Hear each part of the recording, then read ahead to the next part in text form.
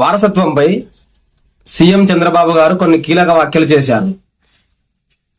Davos పర్యటనలో భాగంగా India today, Bloomberg channel వాళ్ళు నిర్వహించిన విలేకరుల సమావేశంలో సీఎం చంద్రబాబు గారు పాల్గొని కొన్ని కీలకమైన అంశాలపై విలేకరులు అడిగిన ప్రశ్నలకు సమాధానం ఇచ్చారు. తన దృష్టిలో వారసత్వం అనేది కేవలం సాధారణమైన అంశమే అని, ఏ రంగంలోనైనా అవకాశాలను అందిపుచ్చుకున్న వారే రాణిస్తారని, లోకేష్ వ్యాపారానికైతే సరిపోయేవాడు అని తాను భావించారని, అయితే లోకేష్ ప్రజలకు సేవ చేయాలనే ఉద్దేశంతో రాజకీయాలకు వచ్చాడని, నాయకుడిగా చాలా పరిణతి చెందాడని లోకేష్ గురించి అడిగిన కొన్ని ప్రశ్నలకు సమాధానం ఇచ్చాడు.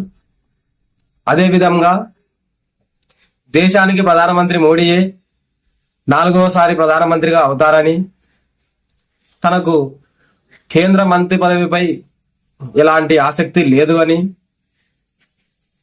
అటువంటి ఆలోచనే నాకు రావడం లేదు అని, గాడి తప్పిన ఏపీని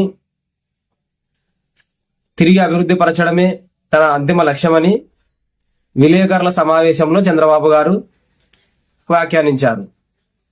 అంతేకాకుండా జగన్ హయాంలో రాష్ట్రము చాలా వెనుకబడిపోయి పడిందని, రాష్ట్రము ఎంతో అట్టడుగు స్థాయికి వెళ్ళిందని, ఇలాంటి పరిస్థితుల్లో గాడి తప్పిన రాష్ట్రాన్ని యథాస్థానానికి అభివృద్ధి చేయడంలో నా పాత్ర చాలా అవసరమని భావిస్తున్నానని చంద్రబాబు గారు వ్యాఖ్యానించారు. అదేవిధంగా తనకు కేంద్ర మంత్రి పదవిపై ఎలాంటి ఆసక్తి లేదు అని, జగన్ హయాంలో జరిగిన అవినీతిపై ఎలాంటి కక్ష సాధింపులు ఉండవని, కేవలం చట్టపరంగానే చర్యలు ఉంటాయని చంద్రబాబు గారు విలేకరుల సమావేశంలో విలేకరులు అడిగిన ప్రశ్నలకు సమాధానం ఇచ్చారు.